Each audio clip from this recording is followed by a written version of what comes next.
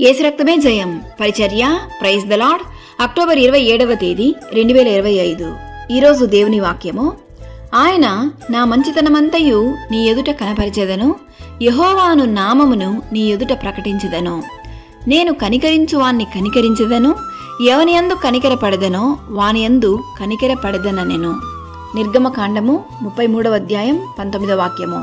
దేవుడు కనికర సంపన్నుడు, ఆయన నామము మహోన్నతమైనది. దేవుడు తన మంచితనమును మనపై చూపించెను గనుకనే మనం ఇంకనూ సజీవులముగా ఉన్నాము, దేవుని పిల్లలముగా జీవించుచున్నాము.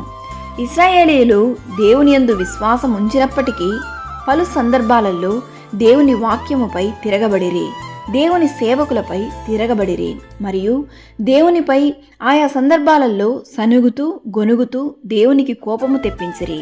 దేవుడు తన సేవకులు మొరపెట్టినప్పుడు, తమ ప్రజల పక్షముగా విజ్ఞాపన చేసినప్పుడు వెనువెంటనే దేవుడు తన ప్రజలను కనికరిస్తూ వచ్చెను. ఈరోజు ఈ వాక్యం వింటున్న ప్రియ సహోదరి సహోదరులారా, మీరు కూడా అనేక సందర్భాలలో దేవుని మాటను, దేవుని వాక్యాన్ని ఎరిగినప్పటికీ దేవునికి లోబడక జీవించిన సందర్భాలు ఎన్నో ఉన్నాయేమో. ఒకసారి మిమ్మల్ని మీరే పరీక్షించుకోండి. అయినను దేవుడు తన మంచితనమును బట్టి దేవుడు మనపై కనికరము చూపును.